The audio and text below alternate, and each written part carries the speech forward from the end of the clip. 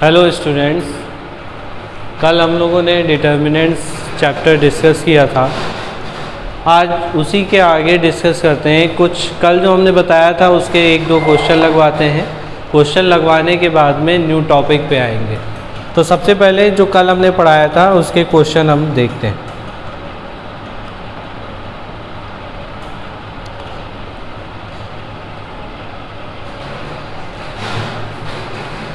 कल जो हमने टॉपिक पढ़ाया था उसमें हमने एक चीज़ आपको बताई थी कि किस तरीके से इक्वेशन को हम सॉल्व करेंगे। इक्वेशन ट्रायंगल का एरिया फाइंड करने को बताया था और साथ ही साथ हमने एक दो चीज़ें और भी बताई थी, उन्हीं पे डिपेंड आज हम क्वेश्चन लगवाते हैं। जैसे हमने बताया था कल, फैक्टर थ्योरम पे डिपेंड क्वेश्चन हम कैसे लगाएंगे। जैसे क्वेश्चन देखते हैं उसी पे डिपेंड हम लोग करते हैं। जैसे हमने मान लिया एक आपको 1 1 1 A B C A square B square C square, ये हमको डिटर्मिनेंट दिया है। इस डिटर्मिनेंट को सॉल्व करना है और इसकी वैल्यू बतानी है बिना इसको एक्सपेंड किए। बिना एक्सपेंड किए इसकी वैल्यू हम कैसे फाइंड करेंगे, हमको ये निकालना। तो कल हमने बताया था सबसे पहले हम क्या देखेंगे, हम देखेंगे ये कब कब जीरो होगा। कब जीरो होगा, अगर हम a इज इक्वल टू यहाँ पे b रख दें तो डिटर्मिनेंट्स की वैल्यू, इस डिटर्मिनेंट्स की वैल्यू क्या हो जाएगी, जीरो हो जाएगी। ठीक। और अगर b is equal to c रख दें तो डिटर्मिनेंट की वैल्यू जीरो हो जाएगी। और अगर c is equal to a रख दें तब भी डिटर्मिनेंट की वैल्यू क्या हो जाएगी, जीरो हो जाएगी। मतलब a minus B, b minus C और c माइनस a इस डिटर्मिनेंट के फैक्टर होंगे। इस डिटर्मिनेंट क्या होंगे, फैक्टर होंगे। अब एक चीज़ और भी देखेंगे कि कितने डिग्री का डिटर्मिनेंट की वैल्यू क्या होगी, या हम कहें कि उसके रूट्स कितने आएंगे। जैसे यहाँ पे 3 रूट्स आए हैं तो 3 रूट्स आने का मतलब हमारा जो डिटर्मिनेंट्स है वो क्यूबिक होना चाहिए। तो देखिए, अगर इस डिटर्मिनेंट की वैल्यू अगर हम डायगोनल को देखें, हम क्या देखेंगे, प्रिंसिपल डायगोनल। प्रिंसिपल डायगोनल को देखने पर अगर देखें और इसके एलिमेंट्स को मल्टीप्लाई करें तो कितना आएगा, बी सी स्क्वायर। कहने का मतलब इसका जो ऑर्डर आएगा या इसकी जो डिग्री आएगी वो क्यूब आएगी। तो इसके फैक्टर कितने होंगे, 3। इसके फैक्टर कितने हो जाएंगे, 3 हो जाएंगे। ठीक है। इसका मतलब इसकी वैल्यूज़ डिटर्मिनेंट की क्या हो जाएगी, a minus B, b minus C और c माइनस a, ये डिटर्मिनेंट की वैल्यू होगी। साथ ही साथ कोई कांस्टेंट भी आ सकता है, कोई कांस्टेंट भी आ सकता है। ये तो हमने सिंपल यहाँ 1 1 1 दिया है तो ये इस तरीके से आएगा। अगर यहाँ पे कुछ डिजिट दी होती, 4 4 4 दिया होता तो लैम्डा, कुछ यहाँ पे कोई कांस्टेंट आता, वो हम मान लेते हैं क्या है, लैम्डा। ठीक। इस तरीके से हम इसमें वैल्यू फाइंड कर सकते हैं। अब एक चीज़ और, जैसे क्वेश्चन ये आपको दिया है, इसमें पूछेगा लैम्डा की वैल्यू क्या होगी, या फिर विदाउट एक्सपेंडिंग आपसे पूछेगा इसको सॉल्व करना है। तो देखिए कैसे सॉल्व करेंगे। एक क्वेश्चन लगवाते हैं तो आपकी ज़्यादा समझ में आएगा। इस पे डिपेंड एक क्वेश्चन देखते हैं। जैसे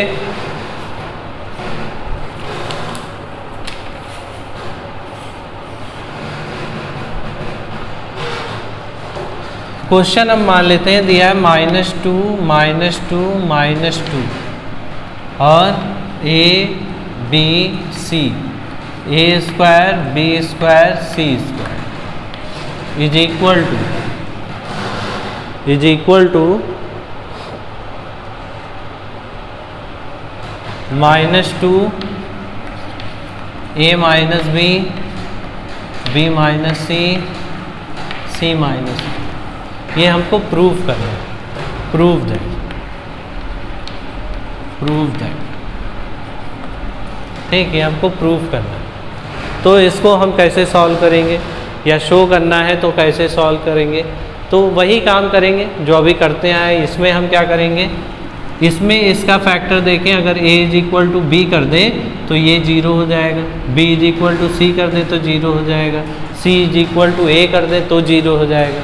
मतलब इसके फैक्टर्स जो होंगे वो -2 -2 और साथ ही साथ क्या आ जाएगा, यहाँ पे आएगा a square, b square, c square is equal to lambda. Lambda हमने कोई कांस्टेंट माना, ठीक है, लैम्डा हमने क्या माना है, कोई कांस्टेंट है। लैम्डा आगे क्या आएगा, a minus B, b minus C और c माइनस ए। ये इसके फैक्टर, a minus B, b minus C, c minus ए।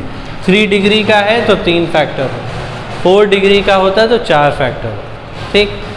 तो यहाँ पे लैम्डा की वैल्यू अब निकालिए। अब यहाँ पे हम क्या करेंगे, अब इसके बाद सॉल्व करने का तरीका क्या है, हम इस डिटर्मिनेंट से लैम्डा की वैल्यू फाइंड करेंगे। कैसे फाइंड करेंगे, लैम्डा देखते हैं कैसे फाइंड करना है। तो यहाँ पे हम क्या मानेंगे, a b c की कुछ ना कुछ वैल्यू हम अपने मन से मान लेंगे। a b c की कुछ भी वैल्यू हम लेंगे, पर ध्यान ये रखना है कि ये वैल्यू 0 नहीं आनी चाहिए। अगर इसमें से एक भी पार्ट 0 हो गया तो पूरा 0 हो जाएगा, वो हमको लाना नहीं है, हमको तो प्रूफ करना है। लैम्डा की वैल्यू -2 कैसे भी लानी है, तो उसके लिए a हम क्या मान लेते हैं, let a is equal to 0 मान लिया, b इज इक्वल टू 1 मान लिया and c is equal to -1 मान लिया, ठीक। ये हमने वैल्यू मान ली। अब ये वैल्यू उठा के इसमें रख दो तो देखते हैं क्या आएगा, -2 a को हमने 0 माना तो ये 0, ये 0, ये 1 माना तो ये 1, ये 1, ये -1 माना तो ये -1 और ये 1, ठीक है, ये 1 है और ये c -1 का स्क्वायर तो ये आ जाएगा, सॉरी -1, तो ये आ जाएगा आपका। इज इक्वल टू कितना आएगा, ये तो लैम्डा ही रहेगा, ये कितना आएगा 0 -1, ये कितना आएगा 1 + 1, ये कितना आएगा -1 -0। इसको और सॉल्व करिए, ऊपर वाले में देखिए तो -1 -2 के अकॉर्डिंग इसको एक्सपेंड कर, ठीक है, तो एक्सपेंड करते हैं, देखते हैं कितना आता है, आएगा -2 और ब्रैकेट में क्या आएगा 1 बन जा 1 आएगा और 1 -1 1 प्लस हो जाएगा +1 इज इक्वल टू कितना आ जाएगा लैम्डा। ये देखिए -1 और प्लस माइनस प्लस और ये 2 तो इंटू 2, ठीक। तो यहाँ पे क्या आ जाएगा -4 is equal to lambda into 2, तो लैम्डा इज इक्वल टू -2। ये लैम्डा की वैल्यू आ गई -2, ये वैल्यू उठा के इसमें रख देंगे तो ये प्रूफ हो जाएगा। तब क्या आ जाएगा -2 a b c a square b square c square is equal to -2 a minus b minus c minus a। इस तरीके से हम इसको प्रूफ करें। तो ये तरीका है इस क्वेश्चन को सॉल्व करने का। हम सबसे पहले क्या देखेंगे, अगर ये फॉर्म दी है तो किस वैल्यू पर ये 0 होगा, वो वैल्यूज़ वही उसके क्या हो जाएंगे, फैक्टर्स हो जाएंगे। बस उसको लैम्डा मान के लिख लेंगे और इसको सॉल्व कर देंगे, तो ये आपका आंसर हो जाएगा। अब कल हमने कुछ एरिया के भी क्वेश्चन कराए थे, एरिया पे डिपेंड, तो एरिया के क्वेश्चन देखते हैं। एरिया ऑफ ट्रायंगल, जैसे क्वेश्चन आपको दिया है find the area of triangle,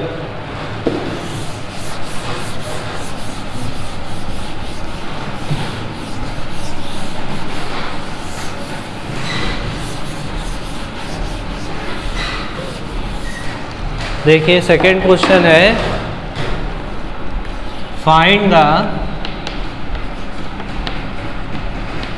area of triangle with vertices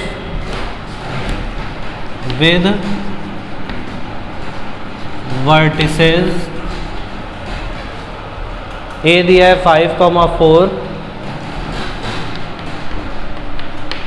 5,4, B आपको दे रहा है -2,4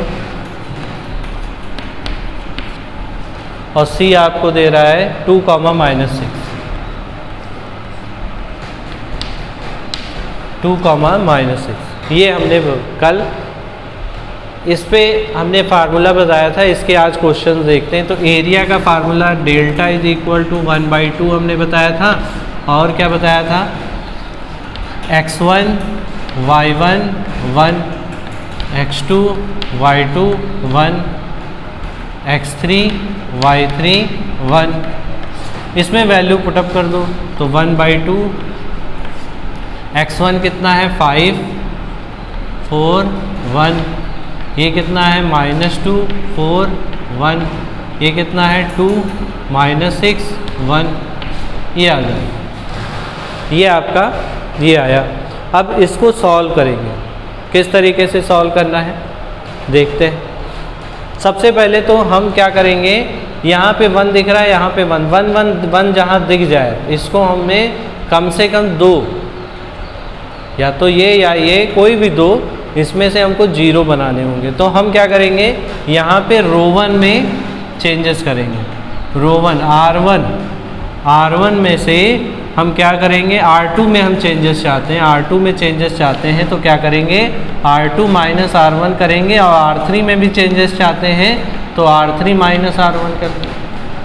तो क्या आ जाएगा? 1/2। ऊपर कुछ नहीं चेंजेस है तो 1 4 1 आ जाएगा। इसमें देखो R2 - R1 करेंगे तो -2 और -5 माइनस का 7 आ जाएगा। 4 -4 ये 0 आ जाएगा, ये भी 0 आ जाएगा।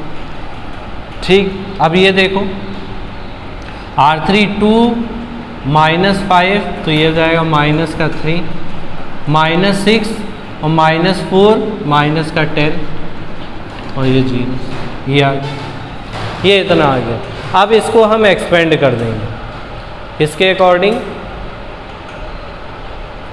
सॉरी, जो कॉलम है, कॉलम कौन सा?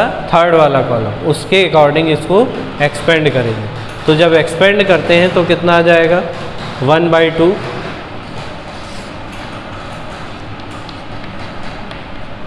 एक्सपेंड करने पर कितना बनेगा? इनटू, देखो इसमें करेंगे तो 1 आएगा। 1 के बाद ब्रैकेट, ये रो और ये कॉलम जाएगा तो ये माइनस करेगा, माइनस माइनस प्लस हो जाएगा और ये 0 हो जाएगा। तो माइनस माइनस प्लस का 70 कैंसिल करेंगे तो 35 इज इक्वल टू 35 आपका आंसर है। ये आपका क्या हो जाएगा? ये एरिया हो जाएगा और ये स्क्वायर यूनिट में होगा। स्क्वायर यूनिट, जो भी यूनिट होगी उसका स्क्वायर है। तो इस तरीके से हम इसको सॉल्व करेंगे। अब दे सकता है फाइंड द एरिया, या कहेगा ये बताइए कि ये 3 पॉइंट्स कोलिनियर है। तो कोलिनियर निकालने का भी तरीका यही है। अगर 0 आ जाए तो कोलिनियर है, अगर 0 ना आए तो कोलिनियर नहीं हो। तो आपको सीधे सीधे ये बताना। देखते हैं और इसका नेक्स्ट क्वेश्चन देखते हैं। एक कोलिनियर का भी क्वेश्चन करा देते हैं। जैसे दिया है, show that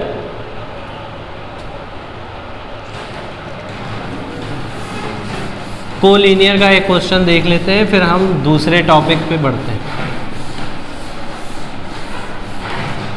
show that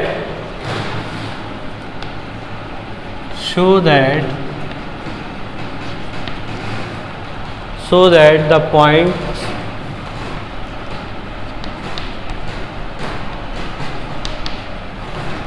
the points A, B plus C, B, C plus A और C, A plus B, C, A plus B are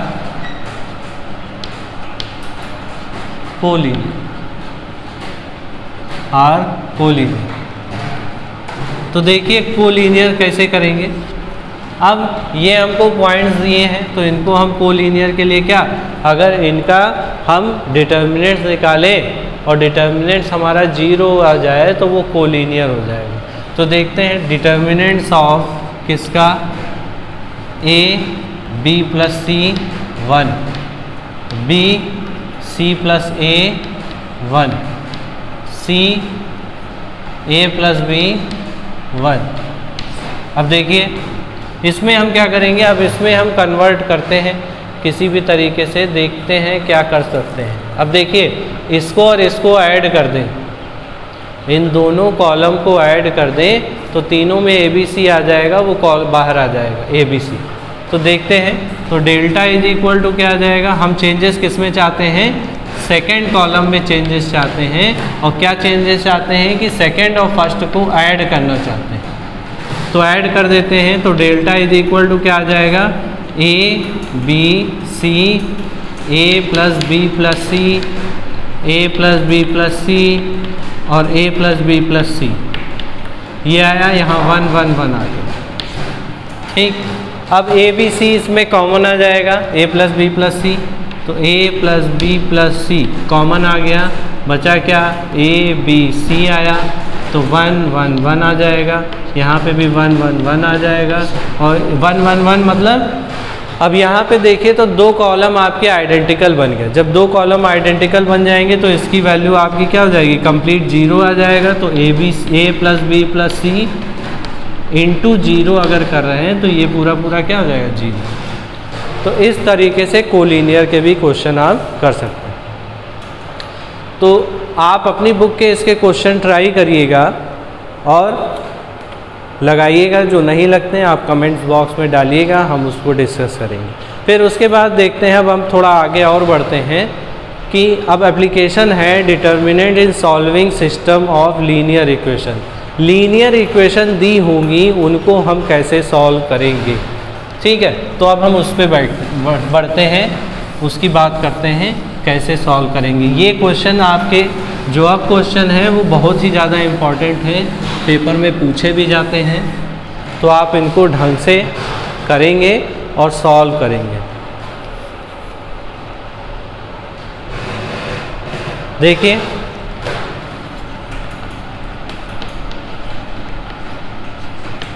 application of determinant in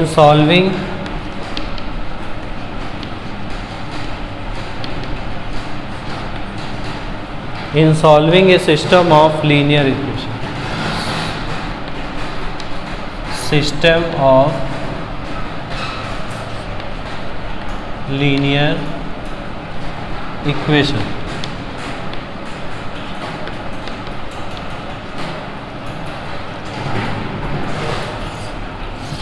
ठीक, अब इसमें लीनियर इक्वेशन दी होंगी। हम मान लेते हैं 3 लीनियर इक्वेशन है। एक है a1x plus b1y plus c1z is equal to d1, a2x plus b2y plus c2z is equal to d2, a3x plus b3y plus c3z is equal to d4। ये आपकी 3 इक्वेशन दी, 3 इक्वेशन है, इनको आपको solve करना है। ठीक है, इसको डिटर्मिनेंट के फॉर्म में हम चेंज करके सॉल्व करेंगे।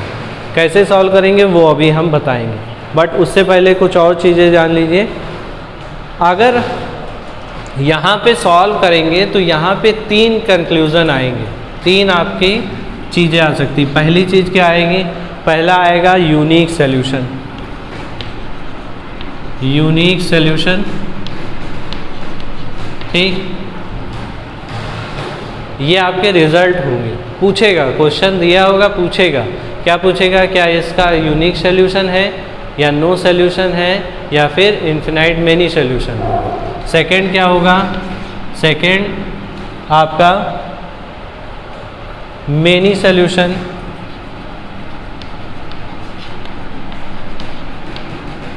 या फिर थर्ड आपका नो सॉल्यूशन।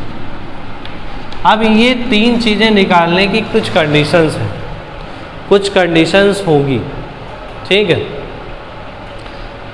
ये तीन चीज़ें निकालने की कुछ कंडीशंस होंगी। दूसरी चीज़, एक चीज़ और भी ध्यान देंगे, अगर हमारा सॉल्यूशन यूनिक आए या फिर नो सॉल्यूशन आए, यूनिक आए या फिर नो सॉल्यूशन आए, तो वो क्या हो जाएगा, उसको हम कहेंगे यूनिक सॉल्यूशन आए या मेनी सॉल्यूशन आए तो वो हो जाएगा कंसिस्टेंट, ठीक है।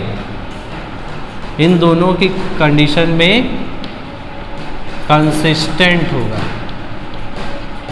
ठीक, तब क्या होगा, कंसिस्टेंट होगा, ठीक।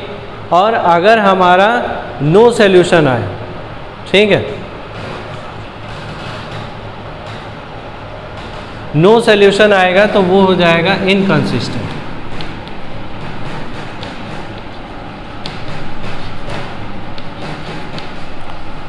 यूनिक सॉल्यूशन हो या मेनी सॉल्यूशन हो तो उसको हम कहेंगे कंसिस्टेंट, ठीक है। और अगर हमारा नो सॉल्यूशन आ जाए तो वो इनकंसिस्टेंट, ठीक। ये तीन चीज़ें आप ध्यान रखेंगे। पहली चीज़, यहाँ से तीन अगर इक्वेशन दी हैं तो उससे कुछ रिज़ल्ट आएगा, रिज़ल्ट कैसे निकालेंगे वो अभी हम आगे बात करेंगे। पहले जान लीजिए क्या क्या रिज़ल्ट आ सकता है। यूनिक सॉल्यूशन आ सकता है, मेनी सॉल्यूशन आ सकता है, नो सॉल्यूशन आ सकता है। अगर यूनिक और मेनी आ रहा है तो उसको हम कंसिस्टेंट कहेंगे, और नो सॉल्यूशन आ रहा है तो उसको हम इनकंसिस्टेंट कहेंगे, ठीक है।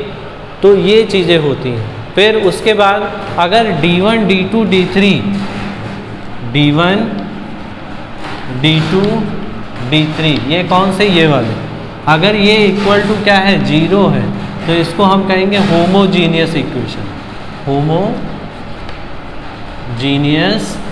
इक्वेशन। अगर D1, D2, D3 आपका क्या आ रहा है, 0 दिया है, यहाँ पे 0 अगर है तो वो होमोजीनियस होगा।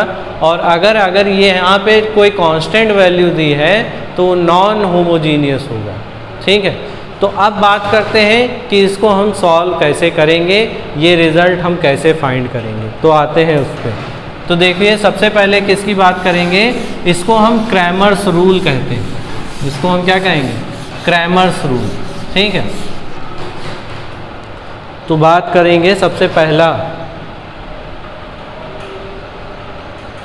किसकी, non homogeneous, for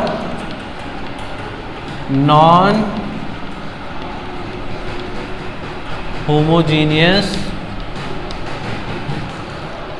homogeneous equation of 2/2 order, ठीक।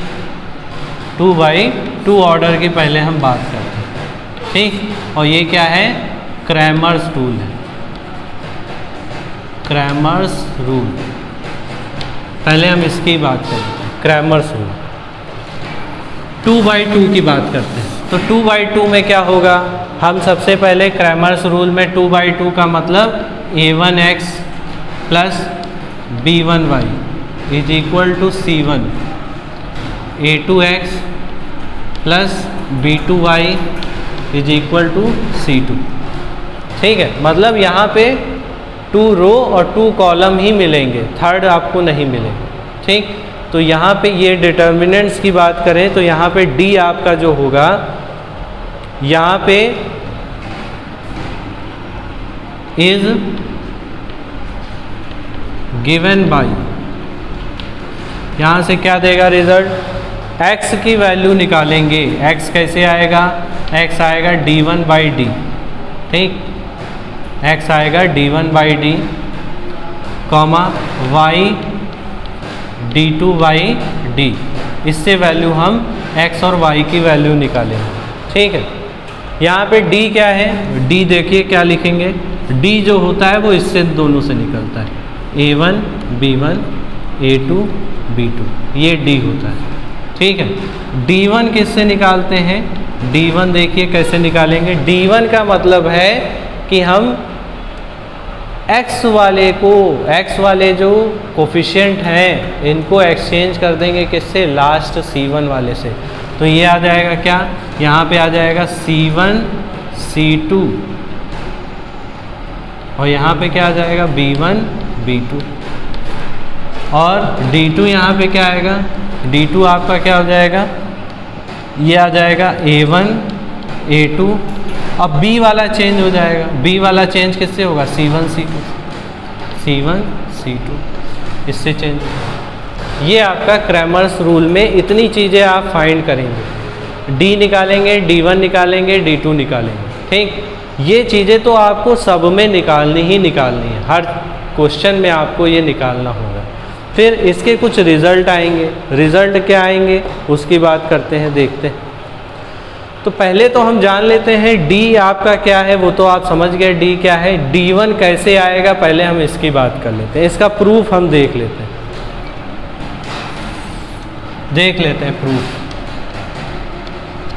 प्रूफ ठीक है। इसका प्रूफ कैसे आएगा वो पहले हम D1 की वैल्यू ये कैसे, मतलब अब x की फॉर्म में ये निकालेंगे, ये कैसे आएगा, हम ये कैसे फाइंड करेंगे, ये बात करते हैं। तो सबसे पहले D देखते हैं। D हमको क्या दिया है, D इज इक्वल टू हमको दे रहा है क्या, A1 B1 A2 B2। अब क्या करेंगे, x से हम मल्टीप्लाई कर देते हैं। जब x से इधर मल्टीप्लाई तो इधर भी होगा, तो x से हम किस में, A1 वाले में मल्टीप्लाई कर रहे हैं, ठीक। B1 B2 ऐसे रखते हैं, ठीक। ये हमने कर दिया।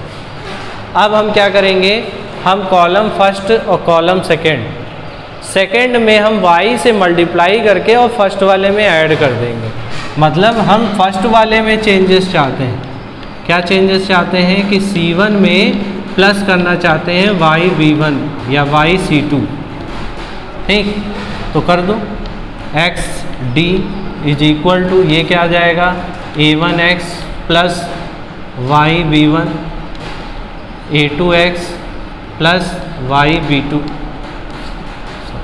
और B1 B2। यहाँ पे क्या आ जाएगा, यहाँ पे आ जाएगा C1 C2।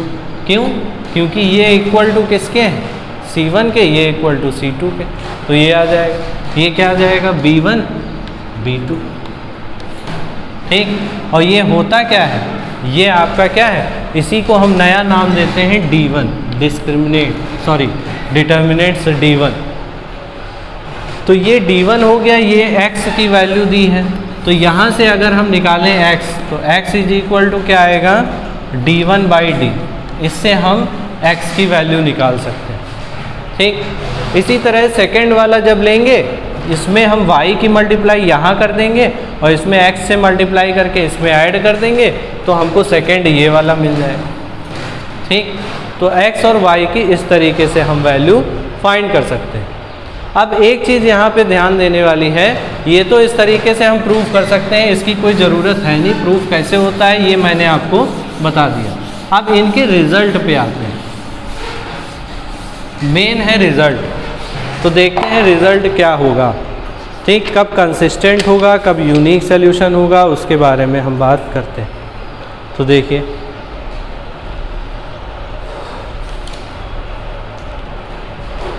अगर नंबर 1 यहाँ पे है, अगर D हमारा इज इक्वल टू 0 नहीं आता है, first condition, if D is not equal to 0, अगर D हमारा इज इक्वल टू 0 ना आए तो क्या होगा, तब यहाँ पे पहली चीज़ तो कंसिस्टेंट होगा।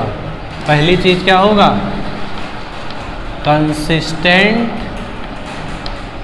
And unique solution.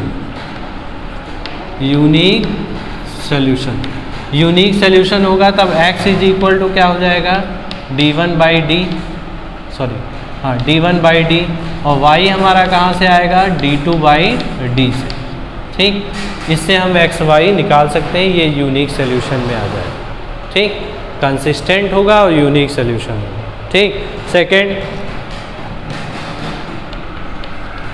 If D is equal to 0 and D1 is equal to D2 is equal to 0, दोनों अगर 0 है डिटर्मिनेंट, तो इसमें क्या हो जाएगा, कंसिस्टेंट भी होगा और मेनी सोल्यूशन, तब क्या हो जाएगा, consistent and has many solution,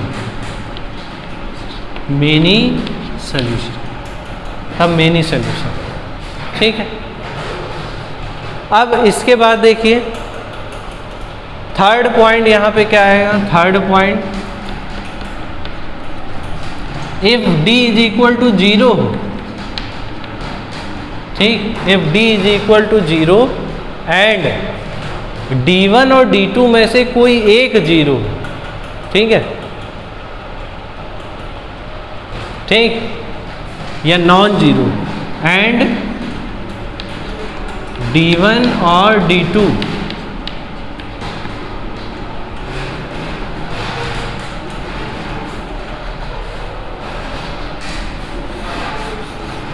and from D1 and D2 is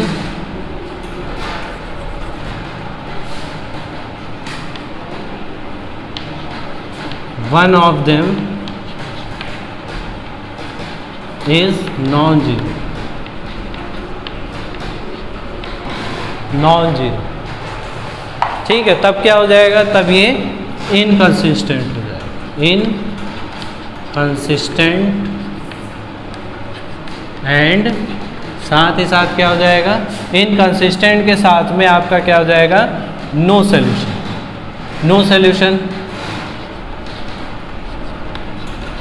तब ये कंडीशन है।